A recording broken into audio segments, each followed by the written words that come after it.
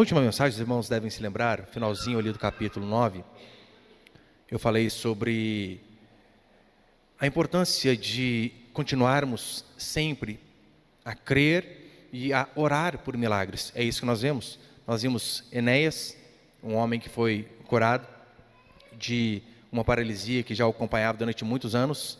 E nós vimos no final do capítulo Dorcas, que tinha morrido e pela oração foi ressuscitada. Ou seja, se Deus não muda, se nós não cremos em dois deuses, um Deus do Antigo Testamento e um Deus do Novo, este é o mesmo Deus ao qual nós cremos. E este Deus continua fazendo milagre. O problema é que nós buscamos a Deus, na maioria das vezes, é só quando as coisas não tem jeito mais. Nós tentamos de todas as formas possíveis para, no fim, buscar a Deus. Sendo que poderíamos buscar a Deus logo de começo. Então, é de suma importância orar, crer, buscar a Deus constantemente. E aqui nós entramos no capítulo 10, que vai falar sobre o Evangelho chegando aos gentios. Acompanhe comigo, por favor.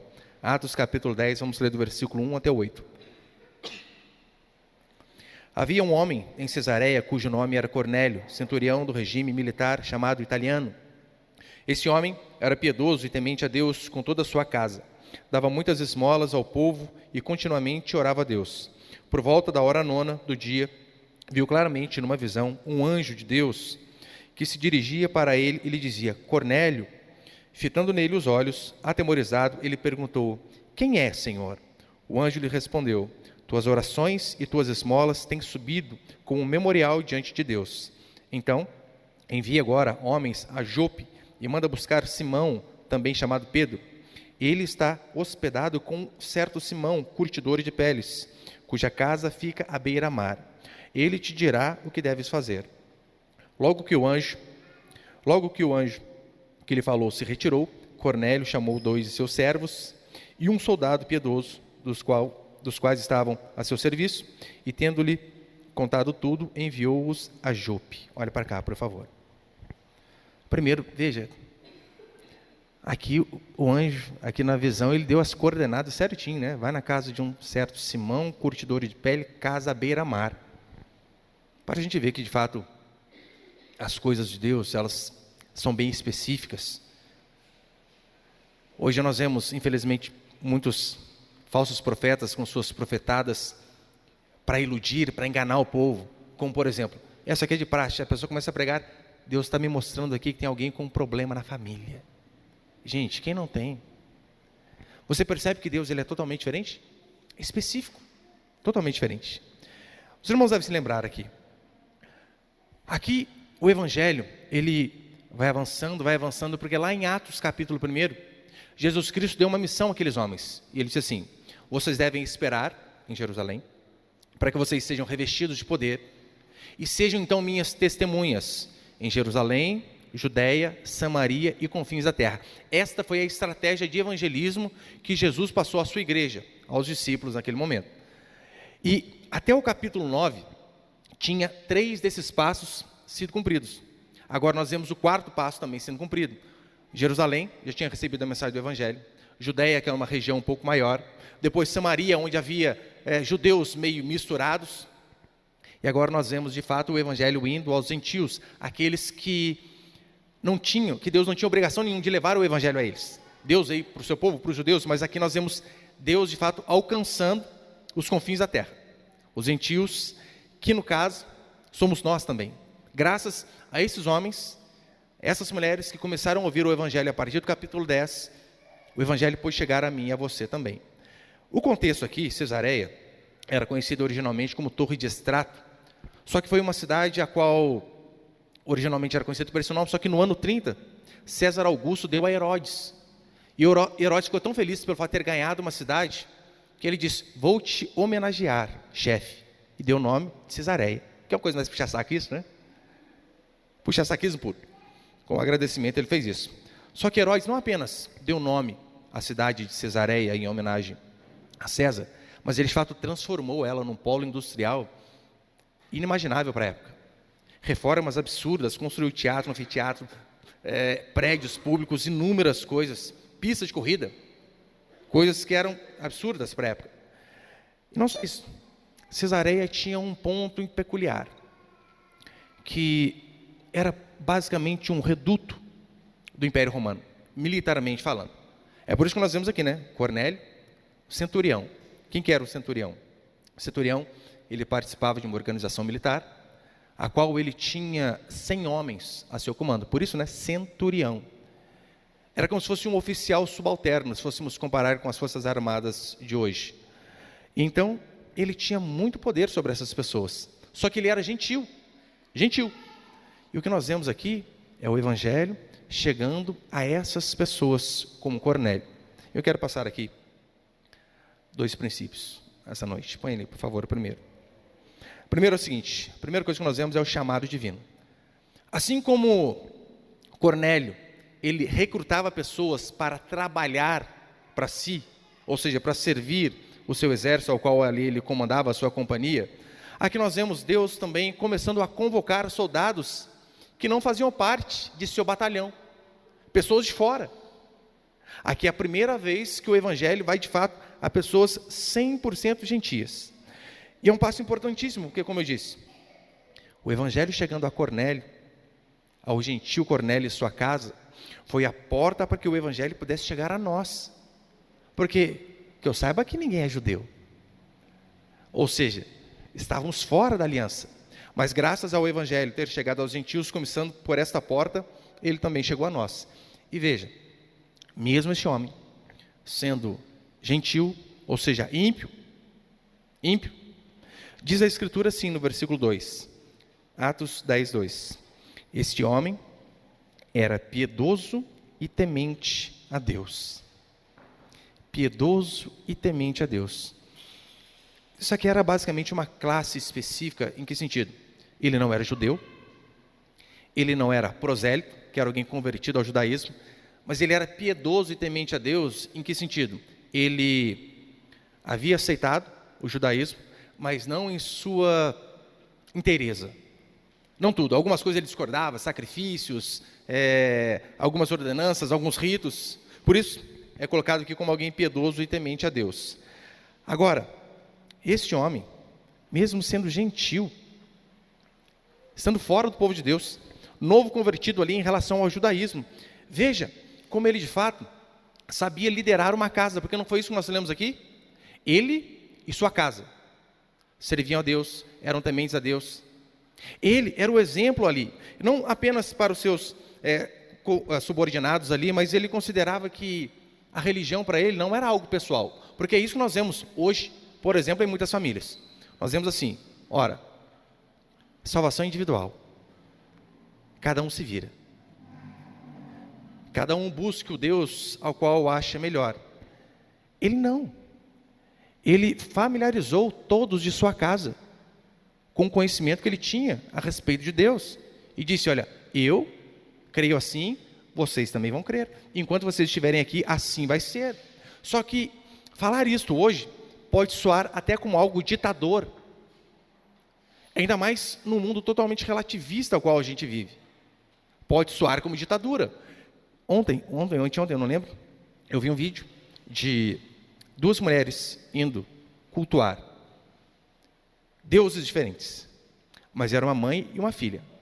A filha fazendo, se eu não me engano, acho que não sei se está fazendo uma live, Instagram, alguma coisa assim, e ela toda de branco mostrando, estou indo a Umbanda, não sei, Umbanda qualquer era lá, e ela mostrando assim, e olha aqui minha mãe, e filmou do lado a mãe, com a Bíblia debaixo do braço, indo à igreja, para dizer, aqui em casa não tem problema, aqui em casa buscamos deuses diferentes, mas o que importa é cada um aceitar a opinião do outro.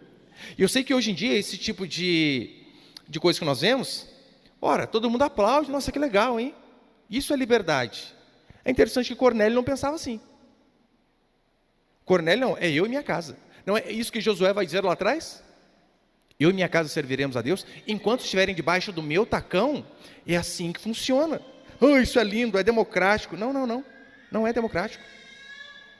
Em relação a essas coisas, não pode haver democracia. Este é o caminho que nós devemos mostrar para os nossos filhos, o caminho ao qual nós acreditamos.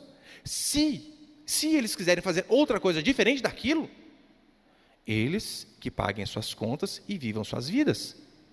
É assim que funciona. Foi assim que Cornélio fez. E assim é a vida cristã. Ah, pastor, mas obrigar alguém não adianta. É o Espírito Santo quem convence, diz a Escritura. É verdade. É o Espírito que convence. Mas facilita ele convencer ouvindo a palavra de Deus. Agora, se você não traz o seu filho, que jeito? É por isso que nós falamos aqui. Não importa. Pode ver, nós temos, graças a Deus, muitas crianças. Não temos salinha. As crianças ficam no culto. E elas precisam ouvir o Evangelho. Ainda que elas não captem como nós, adultos, pouca coisa elas vão começar a entender. Às vezes só o princípio da autoridade, olha, de saber que há um homem ali na frente que abre aquele livro e prega e todo mundo fica em silêncio ouvindo, e isso já é um aprendizado.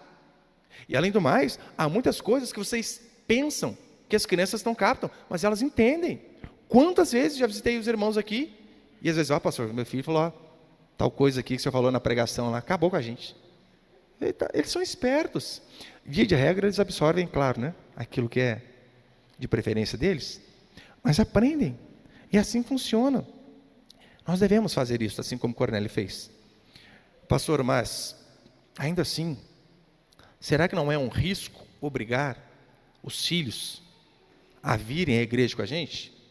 É um risco? Claro que pode ser. Eles podem se rebelar quando estiverem maiores? Sim. É um risco, só que é um risco menor do que você deixar ele escolher aquilo que ele quer fazer. Mas a Bíblia dá um exemplo de um rei que fez isso. Obrigou o povo a servir a Deus enquanto ele foi rei. Rei Josias.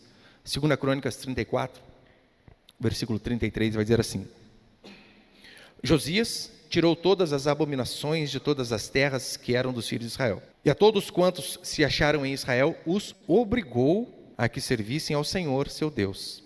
Enquanto ele viveu, não se desviaram de seguir o Senhor, Deus de seus pais. É forte essa palavrinha aqui, na versão revista e atualizada, né? Os obrigou. É por isso que, às vezes, quando sai alguém da igreja, alguma família, por exemplo, e vem e diz para mim, pastor, é que meu filho não gostou muito do estilo de pregação, e eu fico louco da vida. Como assim? É um adolescente de 14, 15 anos que não sabe escolher entre batata frita e hambúrguer, que decide a igreja a qual vocês congregam? É uma criança de 7 anos que simplesmente por não ter salinha, não me senti bem. É um absurdo. Que autoridade pais têm sobre filhos assim? Eu vou por um exemplo um pouco mais extremo. Uma vez, vi uma família de uma igreja toda arrebentada. Apóstolo, pastor, toda coisa que imagina. E eles vieram falando coisas que eu fiquei horrorizado. E olha que eu já ouvi muita coisa. Aí eles começaram a frequentar. Passou-se, acho que 1, 2 meses. Faltaram uma semana, faltaram a segunda, eu liguei. Falei, fulano, o que aconteceu? Vocês não estão vindo? Pastor, meu filho não gostou muito. Eu disse, aquele menininho de 5 anos?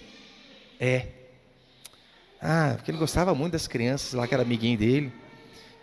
Irmão, você falou absurdos de lá para mim. E você está dizendo para mim que você está voltou ainda. Porque lá ele tem amiguinhos da idade dele. Quando a argumentação é assim, eu nem discuto. Falo, Deus abençoe, vai com Deus, tchau. Não adianta. Mas veja, o nível que chegamos. Então você, por vezes, obrigar o seu filho a fazer algumas coisas, é um benefício para ele. Deixe-o ao seu bel prazer, você vai ver, ele só faz burrada. Se adulto que adulto, se nós fazermos só aquilo que é a nossa vontade, fazemos só burrada. Imagina um adolescente, imagina uma criança. Isso não é questão de ser ditador. É questão de amar e mostrar aquilo que é melhor. Cornélio, ele era um exemplo em casa, um exemplo de serviço, um exemplo de piedade, de generosidade. Porque veja, aqui diz a Bíblia que ele orava de contínuo. Provavelmente ele fazia aquelas 3 orações que os judeus faziam, às 9 da manhã, ao meio-dia e às 3 da tarde. Detalhe, gentil. Veja se não é triste. Nós vemos um gentil, um ímpio, que ora pelo menos 3 vezes ao dia, e é extremamente generoso, e em contrapartida vemos crentes dentro das igrejas, avarentos, e que não oram nem por 5 minutos. Cornélio é um tapa na cara na maioria dos cristãos, pelo menos os modernos, grande parte deles, É triste ver isso. E o interessante é repararmos que Deus diz que ouve a oração dele através do anjo, quando ele estava fazendo, sabe o quê? Orando. Quando que Deus nos ouve? Quando que Deus nos responde? Quando nós oramos, buscamos. Terminei a carta de Tiago aos domingos falando sobre a importância de orar, seja para enfermo, seja por milagre, independente de qualquer coisa, orar sempre, mais uma vez. Aqui nós vemos isso na Escritura, porque é algo constante. Este homem, mesmo sendo gentil, era um exemplo dentro de casa. Agora, quantos pais conseguem ser exemplo para os seus filhos? Eu pergunto a você, meu querido irmão e irmã, o seu filho, ele te vê com a Bíblia na mão? Ele te vê orando de joelhos, buscando a Deus, com intensidade, clamando ao Senhor? Ou não? Quando ele vê você assistindo futebol, o Corinthians, você grita, fica até rouco. Ah, vai, Corinthians! Vai para a segunda divisão agora para você aprender. Aí você fica louco. Daí você, na frente da televisão, se descabela. Chega aqui no culto, parece uma múmia morta. Sabe? Louvor nem mexe. Você passa uma mensagem às pessoas. Corinthians é mais Deus do que o seu Deus. Portanto, é fundamental que venhamos fazer como este homem, ser exemplo dentro de nossa casa. Homens devem liderar as suas casas em todos os aspectos. Não adianta você ser alguém extremamente conhecido do lado de fora, mas não ser imitado pelos de dentro. Isso é terrível, terrível. Nós vemos que Davi era assim. Davi era um baita de um herói nacional. Tinha musiquinha para Davi, lembra? Fizeram até musiquinha para ele, gente. Saul matou seus milhares, mas Davi matou seus 10 milhares. É certo que as irmãs ali também colocavam lenha na fogueira, né? Uma musiquinha dessa. Só o rei que não ficaria furioso. Mas Davi era extremamente conhecido militarmente falando. As pessoas o aplaudiam, ovacionavam por onde ele passava.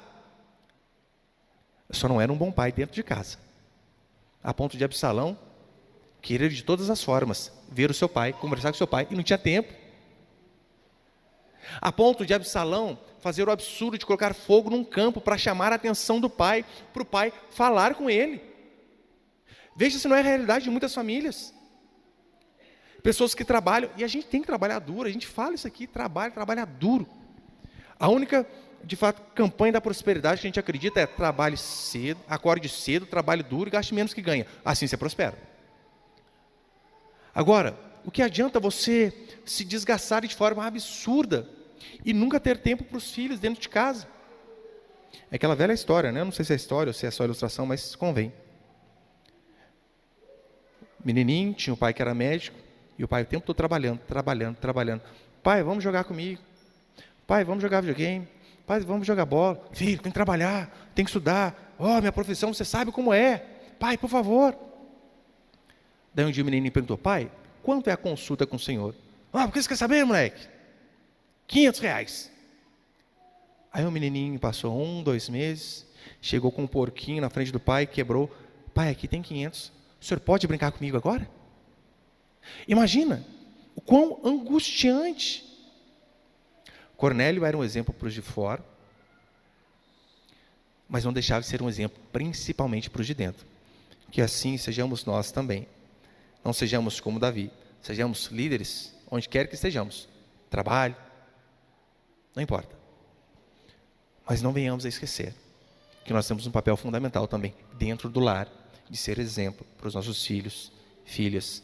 Você que é homem, para a sua esposa. Percebeu que, via de regra, a maioria das igrejas há mais mulheres do que homens? Na maioria das vezes você vê mulheres vindo sozinhas e os homens não. É porque os homens não têm sido o exemplo suficiente dentro de casa, a ponto de a referência de quem busca Deus ser a mulher, sendo que o padrão bíblico é justamente o contrário. Nós devemos ser os primeiros que acordamos para orar, para ler a Bíblia, para buscar a Deus, para estarmos prontos para vir aos cultos, nos envolvermos com as coisas da igreja, e assim funciona. Cornélio fazia isso. Segundo e último,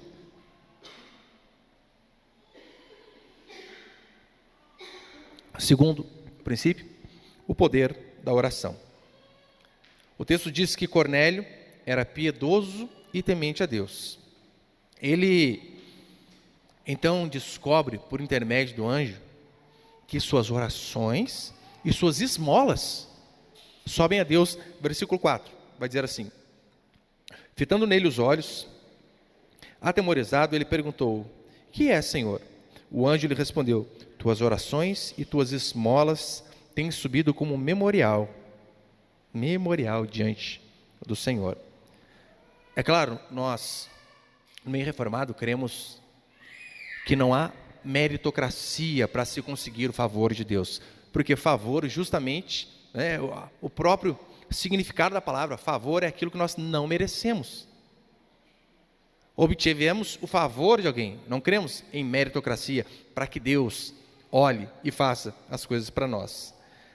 Mas é interessante reparar que a Bíblia diz que até as esmolas desse homem chegaram diante do Senhor. Pastor, como assim as esmolas? Calvino, explicando esse texto, olha o que ele diz: já eram sinais da graça de Deus operando em sua vida, na vida de Cornélio. As boas obras de Cornélio são frutos da graça preveniente àquele que Deus estava atraindo. Lutero, ele vai pelo mesmo pensamento, ou seja, aquilo que Lutero fazia de ofertar e Deus aceitar a sua contribuição, mesmo antes de se converter de uma forma, de fato, genuína, já era um sinal de que Deus havia o escolhido e que Deus já estava transformando o coração daquele homem. Martin Lloyd Jones, que basicamente é o escritor que mais me influencia do século passado, ele vai dizer assim: a generosidade deste homem era consequência da luz que já tinha recebido, mesmo não tendo uma compreensão completa do Evangelho.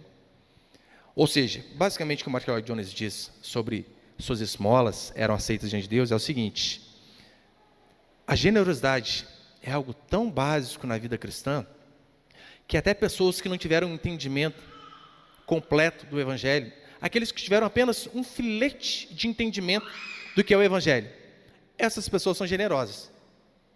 Agora, se ele acredita que pessoas que tiveram apenas, seja lá, a luzinha ali de entendimento do Evangelho já são generosas, quanto mais aqueles que por anos estão na igreja. Mas não só isso, claro, aqui vai dizer que suas orações subiram ao Senhor. A mensagem daquele anjo, de fato, trouxe tranquilidade para Cornélio, porque ele, ouvindo aquilo, as suas orações chegaram diante do Senhor, aquilo trouxe paz ao seu coração, porque ele soube: minhas orações não são em vão. Toda vez que eu dobro o meu joelho, toda vez que eu oro, toda vez que eu pareço um louco diante do mundo, porque para o mundo a gente parece louco. Lá em casa, nós temos o hábito de orar ajoelhado, sentado, diversas posições, não há uma posição correta para se orar. Mas na maioria das vezes, quando eu oro de manhã, eu oro andando. E fico na sala de casa, para lá e para cá, ou no corredor, né? Pastor, por quê? Porque se eu ajoelhar, eu durmo, eu estou com muito sono cedo. Então, eu oro andando simplesmente para não dormir. Nada de mágico na oração, não. Você saber que cada súplica sua, na sua casa, no carro, quando nos reunimos como igreja, cada clamor que você levanta ao Senhor, que nenhuma dessas orações são em vão, e isso nos traz uma paz tremenda, tremenda. Você saber de fato que quando nós cantamos junto como igreja, quando nós levantamos as nossas mãos, buscamos a Deus, clamamos por Ele, não somos malucos que estamos gritando dentro de um salão, mas a nossa voz, ela tem um destino, ela alcança a Deus, ela chega aos ouvidos do Senhor, cujas mãos não estão encolhidas para nos abençoar, para fazer grandes coisas, não estão. Jesus, ali em Mateus capítulo 6, ele de fato, ele ensina como se deve orar. E você pega a oração do Pai Nosso ali como um padrão, não que você tenha que, como um católico, repetidamente dizer aquilo: Pai Nosso, no céu, santificado seja o vosso nome, não é isso. Que você tenha que repetir várias vezes, mas aquilo é apenas uma forma de se aprender a orar. Pai Nosso que estais nos céus, de fato, né? Ele está no céu, nós na terra. O pão nosso de cada dia nos dai hoje, não quer dizer que você tem que orar pelo pão francês, meu irmão. Tem que avisar, porque já me perguntaram isso. Pastor, é pelo pãozinho francês? Ele não, é pelo sustento, pelo alimento. devemos orar constantemente. Então nós vemos Jesus ensinando em Mateus 6 a orar. Nós vemos a carta de Tiago, como eu mencionei também, ensinando sobre oração. É interessante que no finalzinho de Tiago, quando ele vai dar aquele exemplo de Elias, ele diz assim: Elias, homem sujeito a fraquezas como nós, orou e por 3 anos e meio o céu fechou, não houve chuva. Elias orou novamente e a chuva veio sobre a terra. Só que ele começa dizendo isso: Elias, homem sujeito a fraquezas como nós. Por quê? Elias não era um super crente. Ele era comum, como todos nós que aqui estamos. Ele tinha medo, ele tinha angústia. Ele enfrentou 850 profetas de Baal. Mas o dia que Jezabel quis vir atrás dele, ele quis morrer, foi embora, pediu para Deus o matar. Quantos não diriam para Elias: frouxo, hein? Com medo da feminista Jezabel. Homem fraco, sujeito a fraquezas, assim como eu e você. Mas por que Deus responde à oração de Elias? Porque em 1 Reis, capítulo 18, no versículo 1, Deus diz que mandaria chuva. Do versículo 46 em diante, você vê Elias orando para que Deus mande a chuva que ele tinha prometido no versículo 1. Ou seja, qual é a oração que Deus responde? É aquela oração que nós oramos segundo a sua vontade. E como que nós sabemos a vontade do Senhor? Quando nós lemos a Escritura. Se você não lê a Bíblia, como que você vai saber aquilo que é a vontade de Deus? Como que você vai saber das promessas de Deus, sendo que você não lê a Bíblia? Eu citei, acho que no penúltimo domingo, a W. Tozer.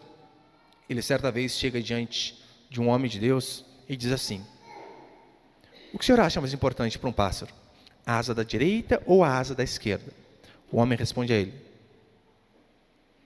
não, perdão, falei errado, né? O que é mais importante? Ele chega e pergunta para o homem assim: o que é mais importante? Ler a Bíblia ou orar? E o homem responde: o que é mais importante para um pássaro? A asa da direita ou a asa da esquerda? Ou seja, se sobrevive apenas com as duas. Em relação à Escritura também. Precisamos orar, mas precisamos ler constantemente a sua palavra. Só que eu sei que aqui, eu estou encerrando, aqui não fala sobre o conteúdo da oração de Cornélio. Lucas não nos dá esses detalhes aqui, infelizmente. Mas, pelo contexto que nós vemos aqui, é possível se chegar a uma conclusão daquilo que ele pede a Deus. Sabe por quê? Primeiro, Cornélio, ele já havia aprendido acerca do Messias. Ele provavelmente estava esperando também. Aprendeu sobre a vida, sobre a morte de Jesus Cristo. Só que pelo contexto que dá a entender é que sobre ressurreição, sobre suas aparições e principalmente sobre a assunção de Jesus aos céus, ele não havia ouvido falar ainda. Agora, se você continuar lendo o capítulo 10, você vai ver que nas próximas pregações também, você vai ver que ele, quando Pedro vai a ele, Pedro diz palavras de salvação para ele e sua família. Ou seja, se Pedro leva a ele palavra de salvação e a sua família, ele ouve e acredita, sua família ouve e crê, e todos são batizados, conclui-se que Cornélio orava constantemente para que Deus salvasse os seus. Esposa, filhos, familiares. Porque não é isso que nós lemos? Cornélio, Deus ouviu a tua oração. E se Deus ouviu a oração, e a família dele ouviu a pregação, se converteu, se arrependeu e se batizou, ora, implica-se em dizer que ele orava para que a família dele pudesse se converter. Portanto, esta é alguma coisa que eu e você não devemos desistir jamais. Orar por nossa família. Constantemente. Orar para que Deus converta aqueles corações mais endurecidos. Só que eu sei que muitos cristãos, infelizmente, eles fazem como um corredor de São Silvestre. Eles vêm para a igreja e no começo eles correm. Vai dar certo, vai converter o marido, vai converter a esposa, vai converter os filhos, vai converter fulano. Aí então as coisas não acontecem da forma ou no tempo que ele queria. Ele vai desanimando e para de correr. Ou melhor, para de orar. Só que a oração é algo que deve ser contínuo, constante. E de fato, buscar a Deus por aquilo que é importante. Se a Bíblia diz que não é da vontade de Deus que não se perca, que Deus não se alegra com a morte do ímpio, por que não orar para que os ímpios de nossa família se convertam. Deus respondeu a oração de Cornélio. Daí está lá você, com a esposa pior que Jezabel, com o marido difícil, com os filhos perdidos, os pais totalmente endurecidos. Mas você não ora, você não busca. E devemos fazer isso constantemente, ter o hábito de orar. Você sabe, hábito é algo que se constrói, não se nasce com hábito. E o hábito, por vezes, não é algo prazeroso. Nós escovamos o dente, via de regra, por hábito. Por hábito. Agora, vai dizer que é gostoso escovar o dente, gente? Quem fica lá, ai, que delícia, vou escovar de novo e de novo. Ninguém faz isso. Mas por que você escova? Hábito. Sabe que se você não fizer isso, vai fazer mal. Mau hálito, cárie. Agora, a oração é algo que precisa se aprender. Mesmo com tempos e tempos de igreja. Precisa se aprender. E jamais esquecer que Deus ele é poderoso para converter qualquer um. Cornélio era um ímpio. Deus teve misericórdia dele e da família dele. Por que não pode ser da nossa? Marque seus pedidos no bloquinho de anotação. Aplicativo hoje em dia tem tudo. Os meus estão lá, né? Todos marcados. Tudo aquilo que eu oro, está lá. Todo dia eu oro. Todo dia, Senhor, me ajuda, me ajuda, me ajuda. E é bom você marcar, primeiro para que você não esqueça. Segundo, para que quando Deus fizer, você testemunhe também. Isso é fundamental. Seja no pequeno grupo, na igreja. Isso é fundamental, testemunhar aquilo que Deus fez. E principalmente porque você vendo aquilo que Deus fez, isso vai gerar em você gratidão. E não só isso, gerando em você gratidão, você vai a cada dia mais saber, olha, se Deus fez aquilo, por que Ele não pode fazer lá na frente? Olhar para aquilo que Deus fez, nos dá cada dia mais ânimo e fé, e certeza daquilo que Deus fará. O que eu e você devemos fazer? Orar sempre, como Jesus vai contar a parábola, né, sobre o dever de orar sempre e não esmurecer. Ou seja, não se cansar. Ora, pastor, mas faz anos que eu tenho orado. Se Deus não respondeu ainda, continue orando. Eu já dei exemplo dos irmãos aqui. No pequeno grupo, os irmãos ficaram durante 4 anos e meio orando comigo para que eu pudesse comprar minha casa. 4 anos e meio, todo dia que acabava o pequeno grupo, alguma oração, eu dizia, eu preciso de uma casa. Ajudem-me. E assim foi. Oração é fundamental. Você pode ficar de pé por um instante, por favor?